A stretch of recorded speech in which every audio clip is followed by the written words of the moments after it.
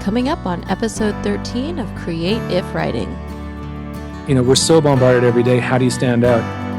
I was singing Axl Rose, and I was like, I want to do this for the rest of my life. I don't know how I'm going to do it, but that's what I want to do with my life. I can't go back to sleep, it's almost light. We all are given these gifts, these talents, and we're just called to use them.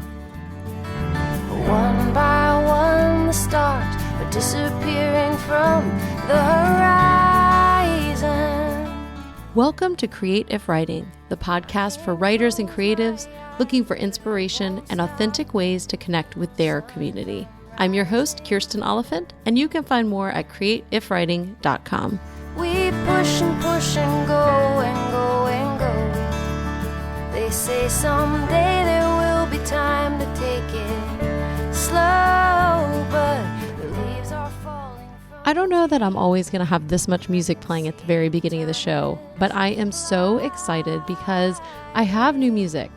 I loved my old music that my friend Josh Mills from Unbroken Light did, but the more the podcast kept growing, I felt like I needed a little something more upbeat, and I was thinking about some of my friends who do music, and a dear friend, Jasmine Commerce, came to mind. I emailed her and she sent me a few songs, and this one just leapt out of me. Both the sound, the words, everything about it. So you can hear the full song at the very, very end of the whole episode. I'm just going to play it out for you there.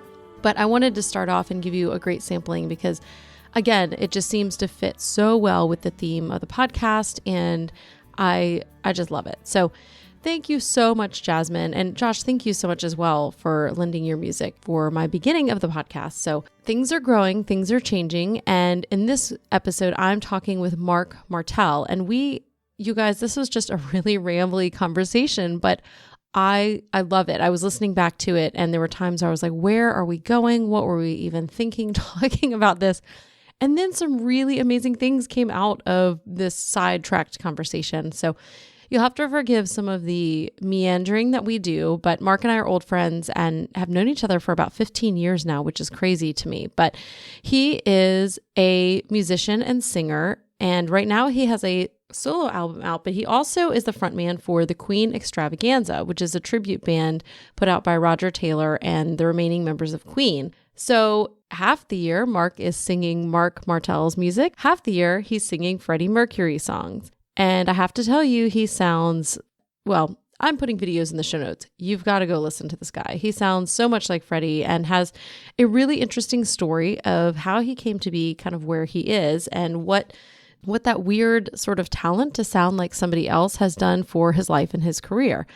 We talk about the Backstreet Boys and our first concerts, the music industry, specifically the Christian music industry, and also what it's like to make art and be creative when you have a partner or spouse that is also creative, or in my case, would not consider themselves super creative. Rob, you're still creative, but we're a little bit different.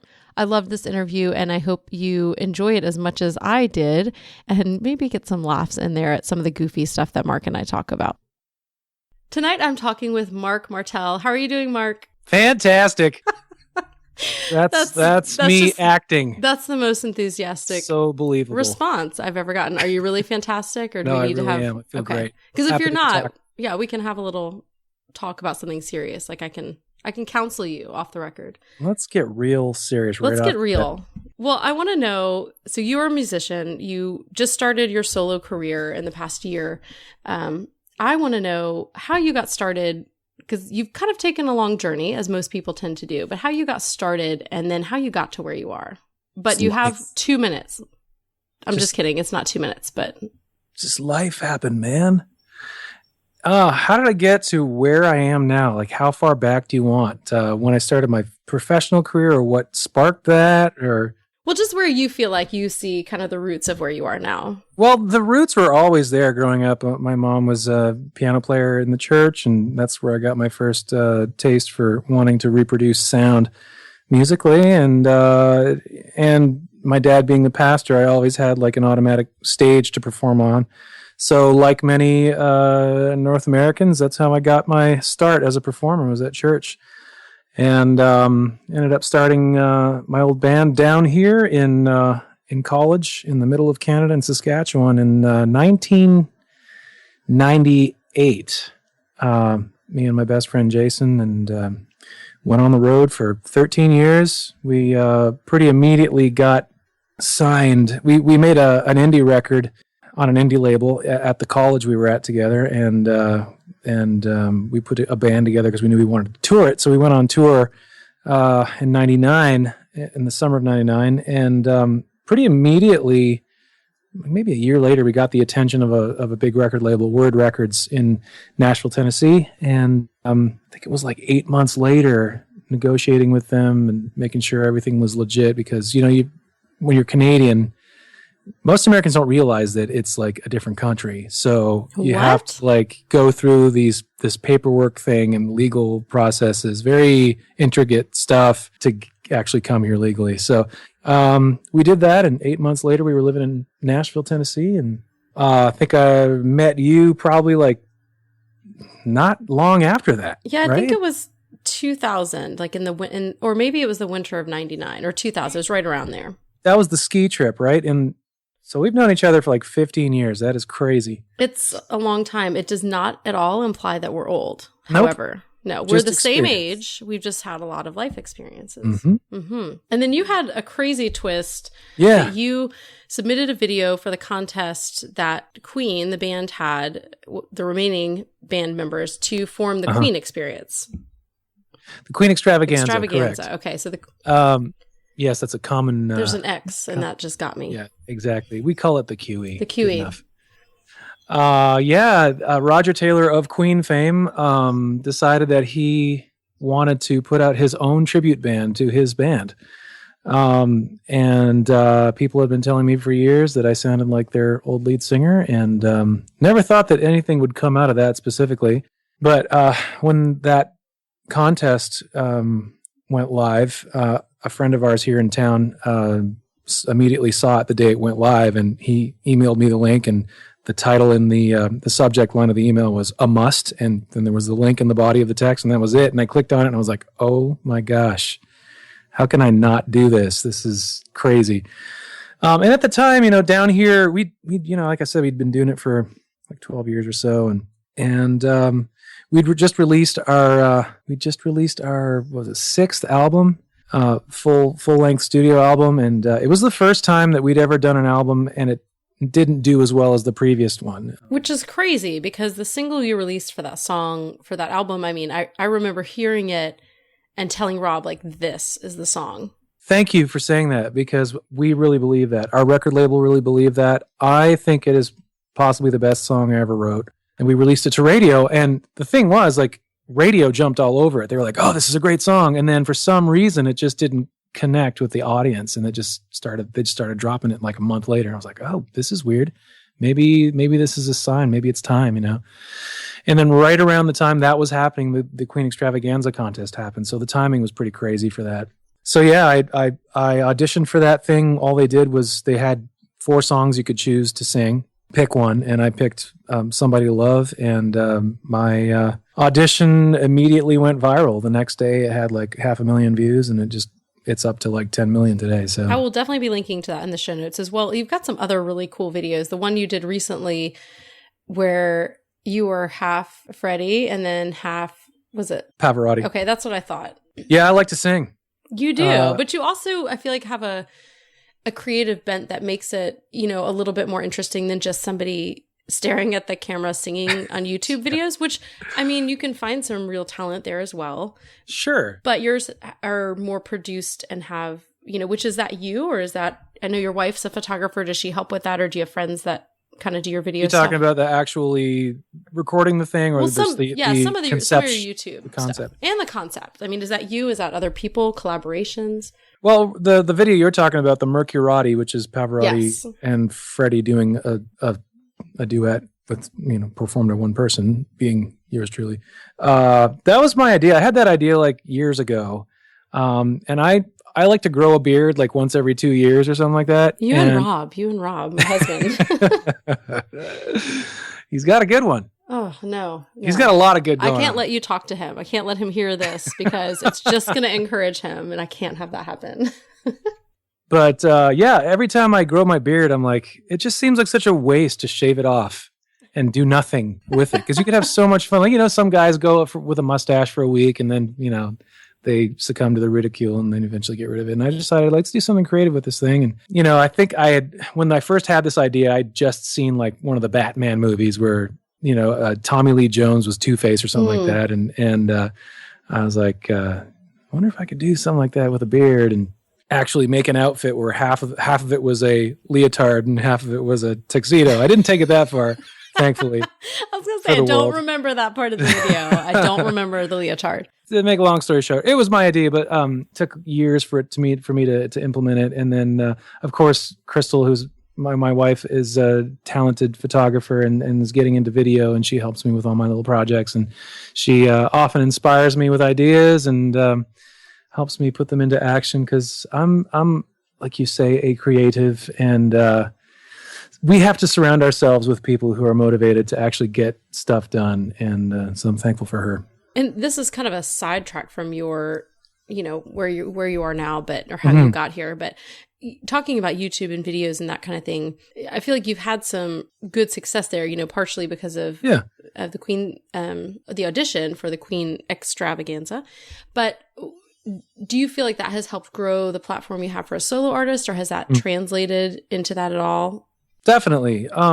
I just did my first solo tour, touring with my record Impersonator, with a new band and everything. And a lot of people who come to the show are Queen Extravaganza fans or know me through the Queen thing. So that's a big part of my fan base today. Of course, I still retain a lot of Downhere fans come to the show, which is so cool to see them in a different context and them still being so supportive. But the Queen thing was pretty huge for me, pretty huge opportunity, opened a lot of doors for me.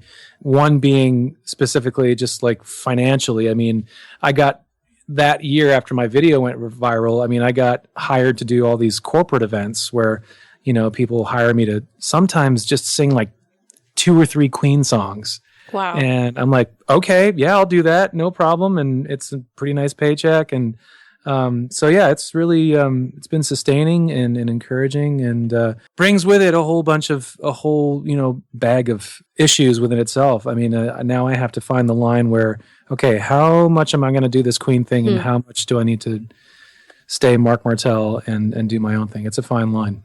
Well, and I feel like, this is something I wondered, not being a musician, but kind of looking at your journey and what you've done and touring with the Queen Extravaganza and sounding so much like Freddie, because, I got to see a leg of the tour in Houston, which was great. And, they had different people singing and doing different things, which was, I think people expected it to be a cover band. And as you said, the intent was for it to be a tribute band, which was such a much better description. But, you had talented singers like Jennifer Espinosa, and clearly she doesn't sound like, right. the lead singer of Queen, but well, did the vision, an amazing job of that as well. Yeah, the vision they had for the Queen Extravaganza initially, exactly, the word extravaganza really was part of the vision. It was supposed to be something completely, it's something completely different than going to see a bunch of guys dress up in costumes, which has its place. People love that stuff. But Roger Taylor wanted this to be something different that stood out. And the fact that it was sanctioned officially by Queen was, in its stand on its own. And so initially we had it was a 9-piece band, and Queen only had 4 people in the band, and later on hired a keyboard player, and at the most they were ever 5 people. So the Extravaganza was something completely different. It was sort of like a out of the box, trying to reinvent, what Queen could be today.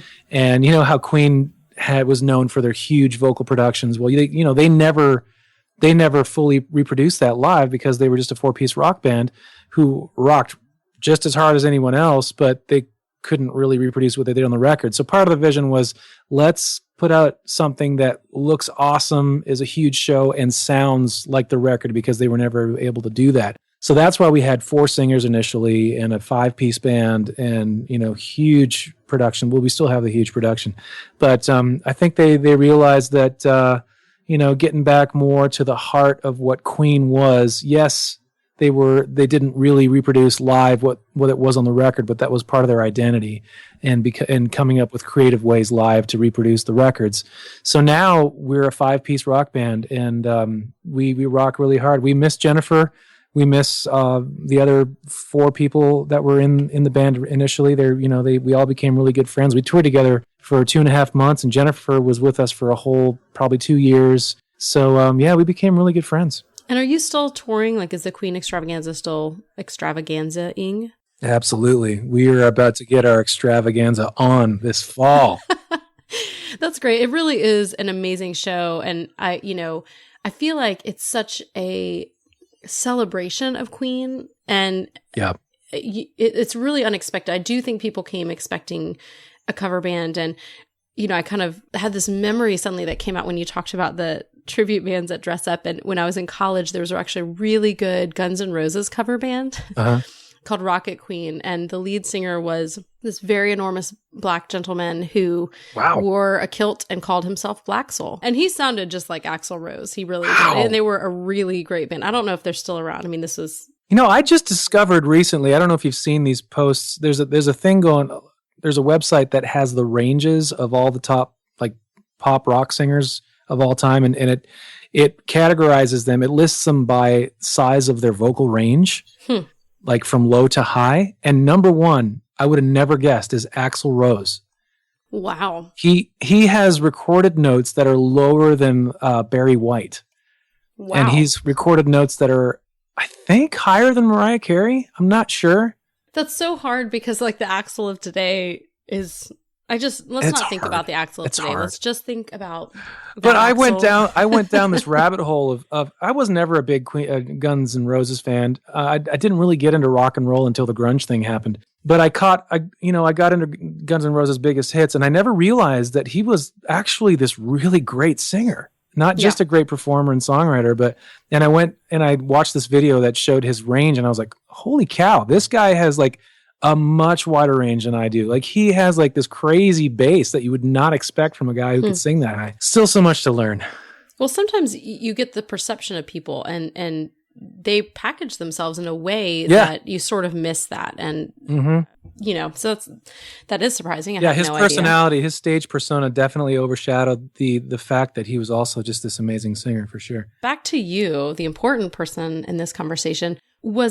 I feel like it could have been either or both invigorating and kind of a learning experience to go on the road and sing songs from such a great, but it also, I feel like for me, I feel like I could have gotten lost in that a little bit, and like, where am I? Who am I? So, was it a balance act for you? Yeah, it is. It is always still to this day a balancing. I'm still trying to figure out how to be me without Downhere, because Downhere was such an identity. And, we had 2 lead singers, and, I was never roaming around the stage holding a microphone like Freddie does or did, or like I do at the Queen Extravaganza. I was always playing guitar, stuck behind a microphone stand. So I never really learned to be the quote unquote front man and just kind of interact with the crowd in a very tangible way. So this whole Queen Extravaganza thing has taught me how to be a front man and really stretched my boundaries of what I can do on stage, and has really given me a desire to do that in my own music. Now, the balance for me I have to strike is to not, when I'm doing my own music, to try to not remind people of Freddie as much as I can, but I can't escape that. I've sort of embraced the fact that I'm always going to get those comparisons as long as I'm singing. I can't escape it. Even, back in the Downhere days, I would get 5 to 10 comments after every show, no matter where we played. You remind me of that guy that yeah, because a lot of Christians are probably like, there's this band, you know, they had a song in Wayne's World. Yeah, and the insecure person in me makes me wonder if part of that was the reason why Downhere sort of reached a ceiling of success that we were never able to sort of break through. That, maybe my voice reminded people too much of something else. I don't know. It's possible. Maybe I'm just overthinking it. No, I have my own theory on this. Okay, I'd love to hear it. Yeah, so conspiracy theories of the Christian music industry. I sort of feel like I always thought you guys were the most underappreciated band in Christian music, and I know you won a lot more Canadian awards then didn't you won a lot of Junos? Yeah, well here. we have like 4 or 5 Juno Awards, Okay. which is the Canadian equivalent of the Grammy. Yeah. And so I feel like, your country is like, look at this, we've got it. But here, there was this sense of, I feel like you guys had a maybe more complex musical style and definitely a higher level of lyrics in terms of your writing. We had a lot of pastor fans, which was smart people fans. Really huge compliment. Like you wouldn't believe how many pastors would come up to and say, "Oh, I just love, chewing on your lyrics and just the depth that you guys bring and you bring in a lot of stuff that's reminiscent of the hymns, and we can tell you love all that stuff and the deep theological stuff. And we always strive to dig deeper in our lyrics for sure."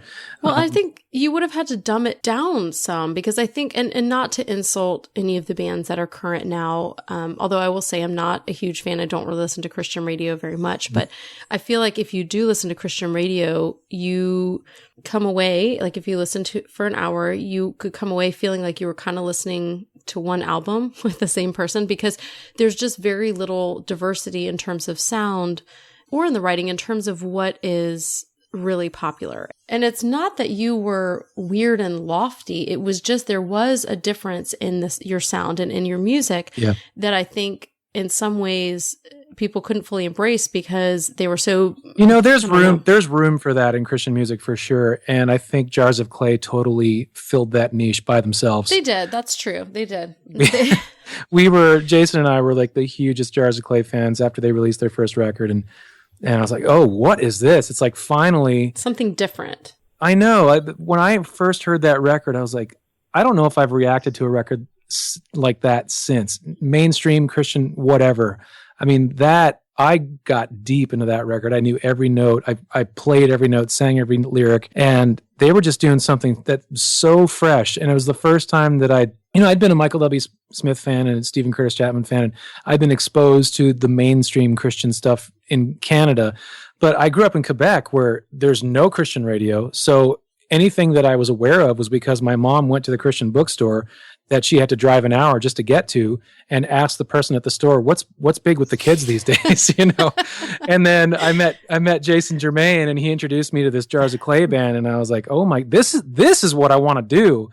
But maybe, they found this little niche where it was like the deeper, the poetic, all of that stuff, which I always appreciate. And thankfully people like you do. And we did our best. You did. And you guys really have great albums. And, I think Caedmon's, when they came out, they were a little different. And there's a really interesting interview Derek Webb did. As are all his interviews. I mean, for real. Yes. I'll have to find the link to send it to you, where he kind of talks about the Christian music industry and then his experience with that and what Caedmon's was doing and how they had a different sound that the recording industry didn't want, but they were selling so many records on their own. They were kind of like, well, I guess we have to let you do your thing, even though we want you to do something different. But when it came to his songs, which were always my favorite, there was not that same embrace. And so I think in this interview, he talks about how Thankful was the song of his, like mostly his songs did not get played on Christian radio. It was only the songs that Cliff Young did, that they had another writer who wrote those songs. But Derek's one song that he wrote that got on there was like their first song not to hit number one. And it was because it had some sort of, undertones or really overtones of bringing up the idea of predestination and talking about Lazarus coming up from the dead and different things that, a couple of people that were big in the industry were like, nope, we're not on board with this. And so, there's the anticipation that this was going to be their next number one. And it was the only one that didn't make it because of what he was writing about. And it really wasn't like, most people listen to the song and are not thinking that deep. Like, it's a real catchy song, real upbeat. It's actually my least favorite of his songs, probably because of that. And yet it wasn't what, there are sort of these gatekeepers. Definitely. And, as a writer, our gatekeepers are a little different, but we still have the gatekeepers. And so question then, thinking about gatekeepers, because you've been in the industry so long, and I know your industry started to change way before writing did, because ebooks took longer to hit than digital music. How have you seen sort of the industry change and how that works for you as an artist? Even though we were definitely working full-time, touring, during the old, you know what, we kind of came in just as things were starting to change. I think, probably Napster was, when did that start? Like 90. I missed Napster. I don't know where I was, but I never knew about Napster. I never downloaded a song illegally. I remember when that came out, and I was just like, what? All this music for free? Really? And it wasn't long until I realized that this was wrong, but I was, swept up in that whole thing at first too. I was like, oh my gosh, like, oh, I can have all of it. But I remember that happening before Downhere started going on the road. So, okay, we were a part of the old industry as it was starting to just go, what the heck is going on? And we were part of, even the way we got signed to Word Records, they had hired a guy who's actually still to this day a good friend of mine. Word Records had hired this guy specifically for finding talent online, and that was a brand new thing. And just kind of troll all these bands that were starting to put up their websites, go to their websites and check out their music, see if they're worth signing. And he happened to find our website while we were in college, and he was like, hey, I'm Craig Mason from Word Records. And I was like, this cannot be true. I mean, if I were to pick a record label to be signed to, it would be Word Records. Yeah, so we got signed in 2001 officially, and it was when digital music was starting and piracy was starting. So I don't feel like we even got a chance to experience the old machine fully functioning when we were getting our start. So we kind of, all of Downhere's career pretty much spans the turmoil of the music industry. So maybe that's really the reason. Maybe, you never know. Like, it's not you guys. Maybe if we'd been signed in 96, it would have made a big difference. Who knows? But we didn't. And so we kind of spent our career kind of rolling with the punches. And at the same time, the whole music piracy thing doesn't really affect the artists that are under the radar. I mean, if you're mainly selling your CDs off your table at your show, that's not really going to, there's going to be people who are going to say, well, why would I buy it if I'm just going to buy it for free? You're just going to download it for free anyway. And actually, a few kids actually came up to us. I remember specifically after a show, I'm signing an autograph and some teenage kid comes up to me and goes, hey, how much is your CD going for? I'm like, whatever, it's 10, 15, whatever. And he's like, well, my friend's going to buy it and I'm just going to rip the CD. And I'm like, you realize, and never mind. So, it took a lot of time for people to get educated about that. I don't know. It seems like it's starting to be fixed, but like I said, I mean, if you're just kind of a hardworking touring band and you're surviving off of your touring and I don't think Downhere really ever made anything substantial off of our record sales. So that never really was an issue for us. So that's kind of how we dealt with it. We just worked. We just played shows. And that's still the case today. That's the way you make your living. So that thankfully hasn't really changed. Well, do you feel like promotion and again, now you're a solo artist and you're with a different label and, you were with a band, but has promotion changed at all? Oh yeah. That's still a mystery to me. I don't have a marketing bone in my body. And that's why I need a manager, I need a booking agent, and I need all of that machinery around me, because otherwise I'd be sitting at home waiting for people to call me. Yeah. And sometimes I do that, but it's not ideal. So, my label that I'm signed to is a management label, and they have a girl who works there who her whole job is to do the online marketing thing, the social media thing. She gives me ideas as to, what I can be posting, and she does the posts sometimes. I like to have my hands on as much as possible when it comes to online stuff, because I know for me personally, if I sense that someone's team is actually doing the social networking, it's just like, I don't care about that. Yeah. So I try to answer as many emails I get from my Facebook page. Well, I read all of them. I try to answer as many as I can, and I try to be as involved in that as I can. And I remember when the whole MySpace thing was starting, and our label was like, okay, you guys need to spend an hour every day requesting friends.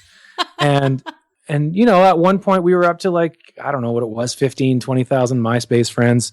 And I'm like, does this really matter? I mean, if everyone's doing this, does it matter? you're not standing out in any way. You're just kind of getting on the bandwagon and just becoming part of the noise.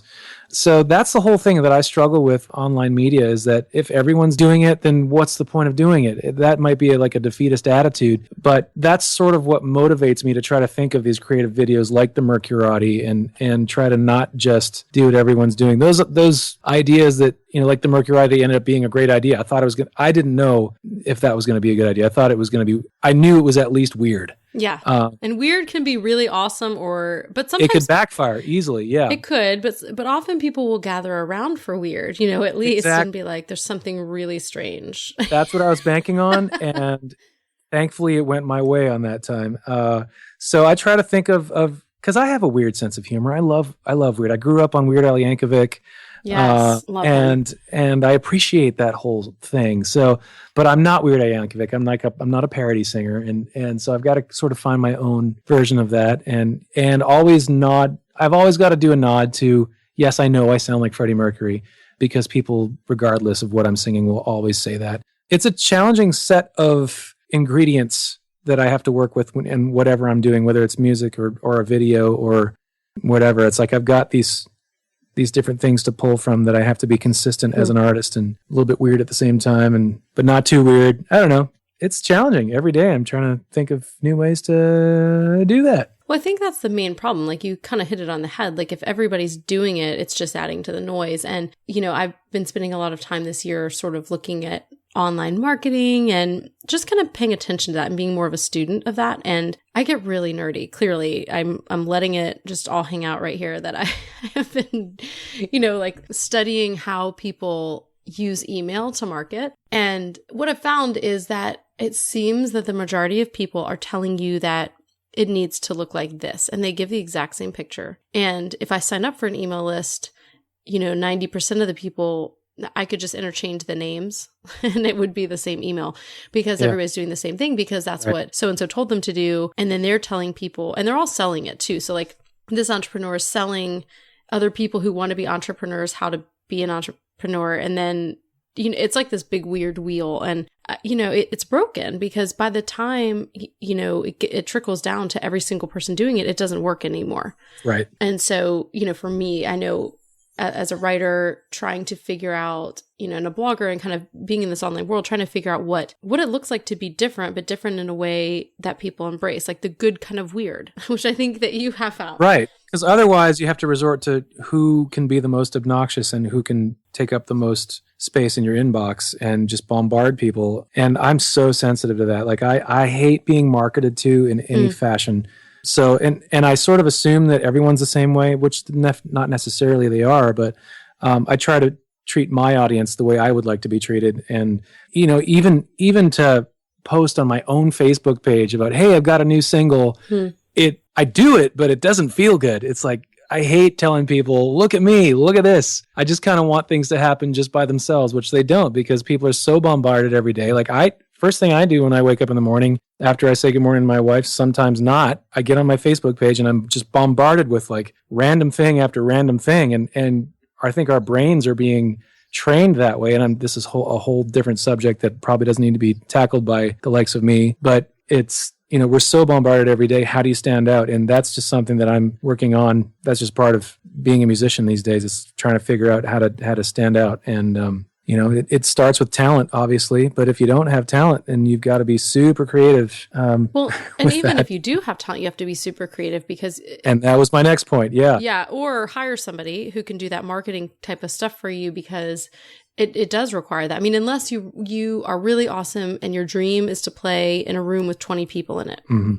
And then you can do that. I mean, you can do that anywhere. Sure. Like, you could just, do that. But in real talent, I think people will gather. And that's kind of what I think is neat when that happens on YouTube, sort of organically. But now, YouTube's so crowded, it's hard to have that happen organically. People are like, this is the formula for having a video go viral. You look. Yeah, I hate to be, I feel like I'm being totally Debbie Downer about the whole thing, because, from what I've said so far, it doesn't seem like there's a lot of hope when it comes to getting your art out there. But there definitely is. I mean, there's definitely a formula you can work. And obviously just putting in the work is the first step. And that's what I try to remind myself every day is just get working on the craft. And I know it seems super simplistic, but I've watched my wife build her photography business over the last year, and it's just been incredible. Now, granted, she's got a natural talent for it. She's got a great eye, but man, it's been inspiring to watch how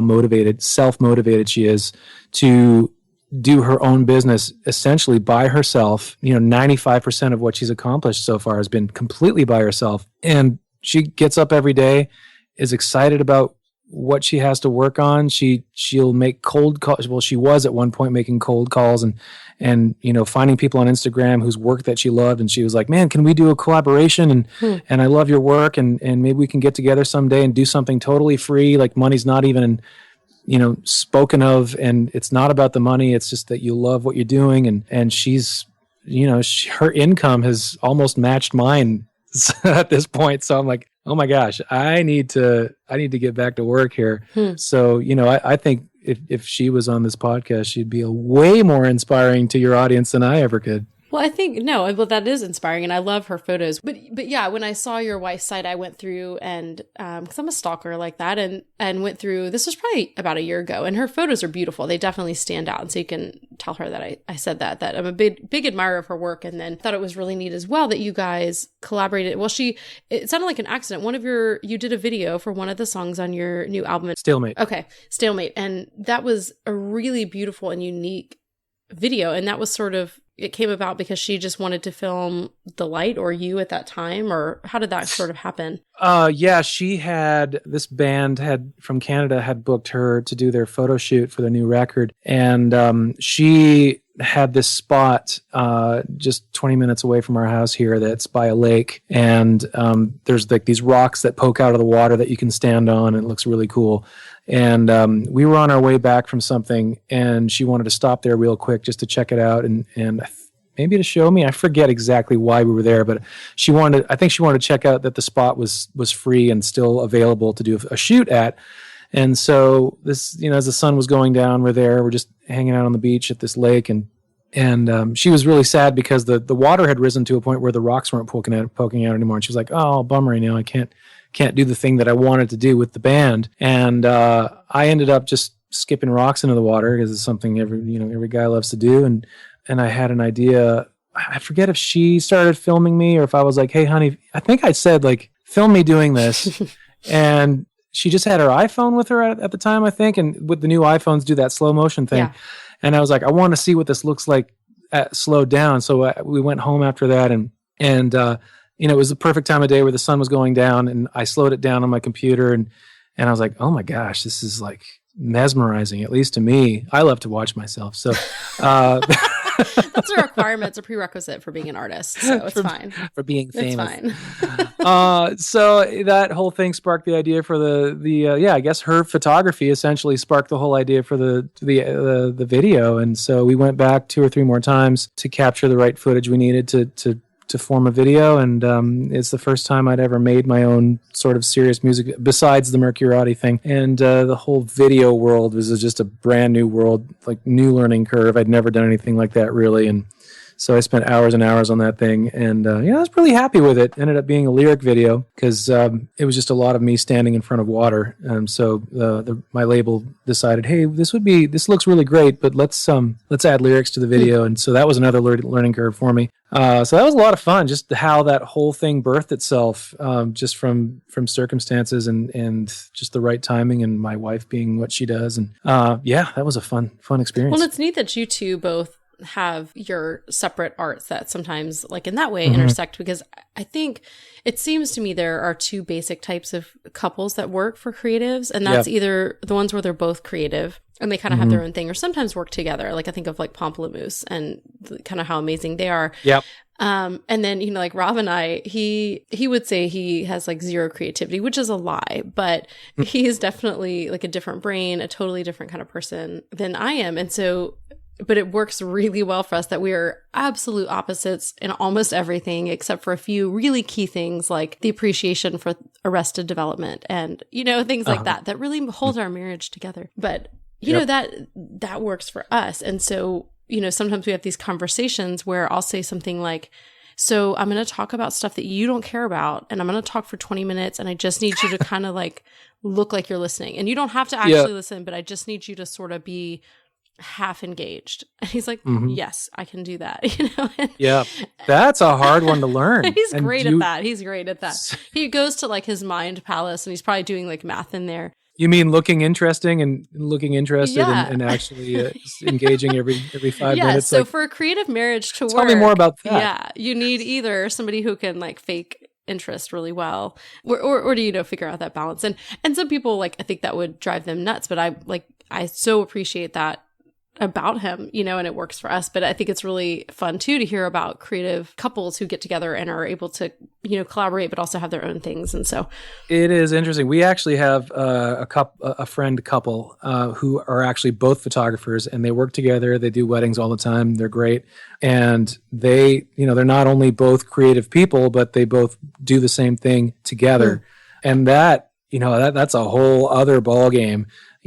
Crystal and I are both creative, and we're both artists. We both make our living doing art, and it intersects occasionally. And we're starting to figure out how that works. At first, and we were both so opinionated, which I guess just comes with being an artist. But we at first had honestly like a really hard time working together. It would, we'd get excited about doing an idea, and then immediately we'd realize that both of us had varying ideas for how it was going to look like, what it was going to sound like. And we really had to work hard on that, to be able to do that without getting into an argument. So we had a couple of doozies, but I think now we've really started to figure out how to do that together. I can't even imagine if she was also a musician. That would be, oh my gosh. Yeah, I don't think I could handle that. I could handle like a different type of creative. I think Rob and I work perfectly, but I think I could handle a different type of creative. I do not think I could handle someone doing the same thing that I do. Right. Working together anyway. We'd have to have like separate chambers or something, and like be on opposite sides of, that sounds like a castle, or the opposite sides of our castle, doing our creative work apart. My people will call your people if you ever want to work together. Yes, we'll send the servants down to say hello. But, I want to kind of finish up. This has been a very, very fascinating and sort of rambly interview with you about, which is, I'm not saying that about you. This is how I like to go, is to ask the questions and go where they go. But I'd like to end with, what is inspiring people at the moment, whether that be something sort of highbrow or very lowbrow. I'm okay either way. We've kind of gone all over with that already. So I'm discovering the Backstreet Boys. Well, I don't want to pass judgment, but why would you? I won't. I'll let America decide.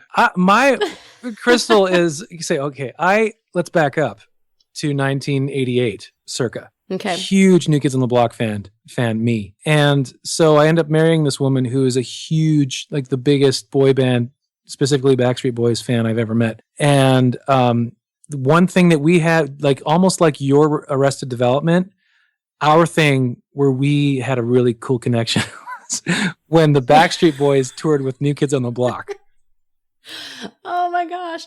Did you guys go on the cruise? I think there was a cruise. Did you go on the cruise? We're just a step below that sort of like a step below fanaticism. Okay. I think you need to take it up. If you're going to do it, you got to go all out into the cruise. One of the coolest nights we've had together was when they came to Nashville and did the show, and we went to that and had so much fun. It's like, see, they're cool too. Like, your band is pretty good, but check out mine. Mine's pretty good too. So that is so funny. Was pretty. And now I love that. The Backstreet Boys just released this new documentary about their career, and they're all like these super likable guys. Yeah. And I had a disdain for them. I'll tell you why. There's a good story to that. Back in 2001, they released an album, and so did a band called Downhere.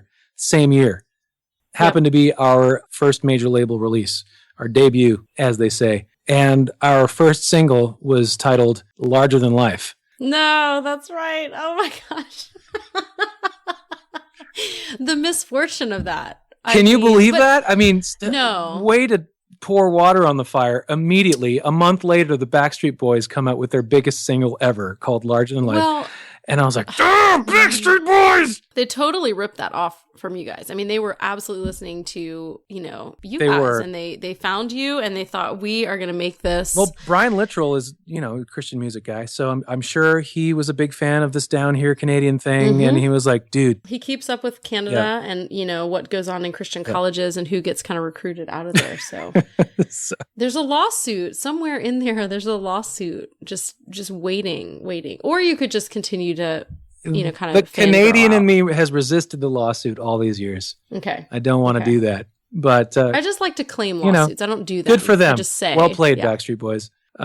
So I've been watching this documentary, and Crystal is so cute. Like I found this thing on Netflix when it first went up, like last week, and she was not aware of it. She had heard that they were making this documentary, this movie, and one morning I was going through the Netflix thing, and she was sitting there in the living room doing something, and I see this Backstreet Boys thing. I was like, I wonder if she's seen this. So I press play. the thing starts and she's not even watching TV. She's looking at her own thing. And there's like this dialogue at the beginning, and it's the Backstreet Boys walking through some woods. And if you weren't watching it, you'd have no idea. Even if you were watching it, you wouldn't even know it was the Backstreet Boys. It's just like their backs. And then all of a sudden they have this audio of a crowd going wild and like, Backstreet Boys.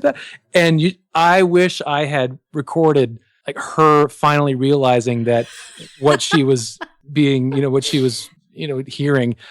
Because that video would probably go viral. But anyway, it's just really cool to learn about my wife's favorite band of all time. And, even as a 29-year-old, she's still as crazy about them as ever. And so that's been inspiring. No, I love that. I love like all the turns this conversation has taken. And I'm still back thinking like about poor Axl Rose and, like...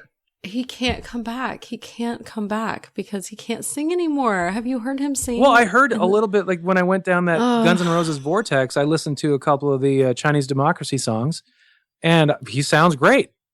I don't know if he can live. I don't know if he can do it live. That's a different story. I didn't hear him live back in the day because I was too young, really, for most of the time. And also, I didn't really go to concerts. I was kind of a weirdo. I mean, I don't even know when I went. My first concert was probably like a DC Talk concert, and I didn't know who they were. Right. Like I went to see them at like King's Dominion, and I was like, the youth group's going. It must be good. Yeah. I don't. And it was a great performance, but I was like, this is a concert.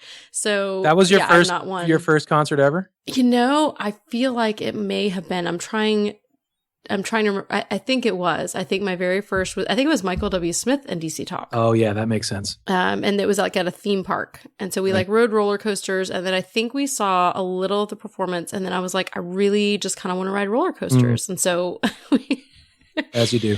We did that. My first concert was a guy named David Meese. I don't know if you remember him. Mm-mm. He was big in the 80s.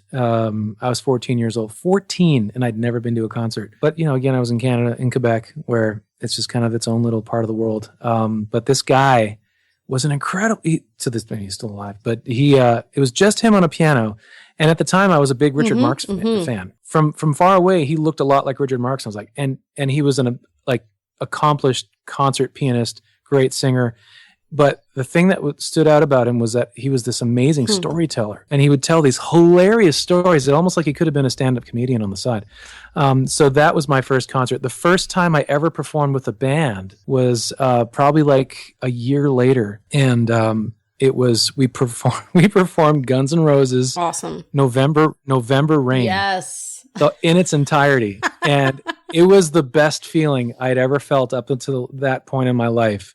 I was performing with a band of 2 guitar players, a drummer and a bass player. I was on the piano. I was singing Axl Rose, and I was like, I want to do this for the rest of my life. I don't know how I'm going to do it, but that's what I want to do with my life. But I resisted until probably my junior year of college.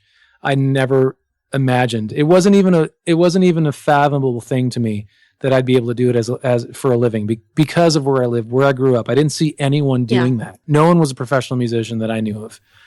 That was sort of an American dream that you had to be in the right place at the right time. I couldn't even imagine what that would even look like, even if you were in the right place at the right time.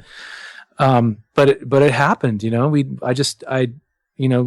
all are given these gifts, these talents, and we're just called to use them. And I just ended up going to this Bible college because I didn't know what else to do with my life after high school, and ended up becoming best friends with this other guy who we had mutual respect for one another musically, and we ended up becoming best friends and forming this band. And it's just been a crazy ride ever since, hopefully you always continue to do that with your gifts and never get tired of them and never start to doubt what you've been given, and always sort of try to look at it in a fresh way. And that's a challenge every day when you get up in the morning. But still trying to do that. Well, I appreciate you taking the time to talk to me. And it's been really, really fun. And I think, even though I have a kind of wide audience for this, but it's geared towards writers and creatives, I feel like there are so many great, nuggets. That's such a terrible word. What is the word I want? It's a chicken McNugget. I know, that's what I think of, but we have the image of that nugget. Gems. Yeah, I need some kind of new word. I'm going to find a new word after this interview, but I can't. Why? Right You're now. not going to find a more delicious word than that. Oh, gross. No, I'm just picturing like that. This is terrible. Now we've gone somewhere horrible. I can't get back. But there's so many great things in here in terms of just being inspirational, but also think about platform and thinking about things in a fresh way, and how to stay relevant and sort of adapt to an industry and a culture that's really always changing, whether it's writing, whether it's blogging, whether it's music. There's always some kind of new platform. There's always something new happening with the internet, and we kind of have to, learn how to roll with it. And if we're lucky, even get ahead of it, become kind of an early adapter at something. But I think you have done a really great job with video, and I'm going to link to or embed even a couple of those in the show notes. But I really like what you're doing, and I'm excited for your solo career, and that you're still touring with the Queen Extravaganza. So that gives us like double the chances to see you live, which I will say, kind of as an ending note, when I did see you in Houston, after my very late first concert and bad first concert at the theme park, I've been to a lot of shows since then. Yes, you have. But I feel like there's something that happens, and if you've been to a show like this, you know what I'm talking about, where there's this moment where something palpable comes over the audience. There's a sort of connection that happens, and it doesn't happen with every show. It doesn't happen with every band, and sometimes I've seen bands and it happens at one show and not the other. But when I saw you perform with the Queen Extravaganza, every time you sang, that happened with the entire room. And I'm not just saying that because I know you. And so like I found in my weird old age, I get really excited when I see people kind of doing their best, whether that's like a football team, which is really sad because I don't like football. Like, look at them go. And I get all weepy. But, I do know you. And so I was like, maybe it's just me that I'm kind of like, wow, he's really good. But I kind of looked around me at the faces in the crowd. There was like a hush that came over people, and you could feel the room change when you sang. And so, that is something that's, you can't fake that. You can't create it. It just happens. And so anyway, I'm excited for your career and all the different ways that you're performing and the ways that you're using video. So thanks for coming in to talk. Absolutely. Thanks for having me. So as I leave you with this extra long, extra fun and rambly interview, the thing that is sticking in my mind is this quote from Marc. If everybody else is doing it, what's the point? And I don't know about you, but I feel like everything I read and listen to and see online, not everything, but so many things seem to be saying the same thing. And I just don't feel like we can all do the same thing and it work. So like Marc said, we need to maybe get a little bit weird in a way that's authentic to us, of course. But we need to find that weird thing that is us, the weird ways that we can grow and the unique differences that we can celebrate about ourselves that will connect us with our audience.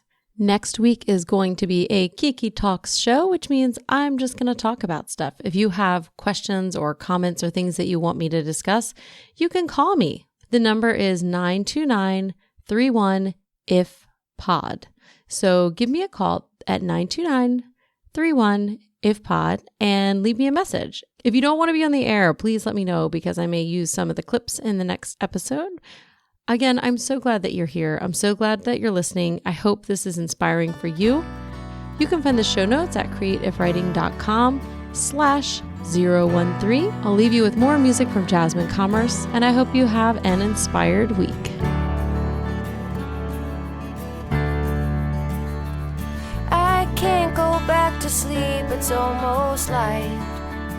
These restless thoughts have kept me up again tonight. One by one the stars are disappearing from the horizon.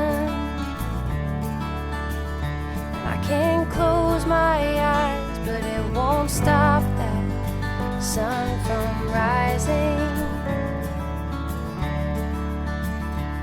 We push and go and go and go.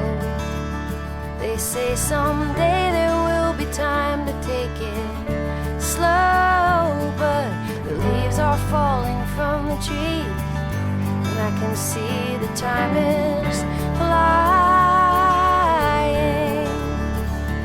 And October's almost over, and the dark nights are closing in again.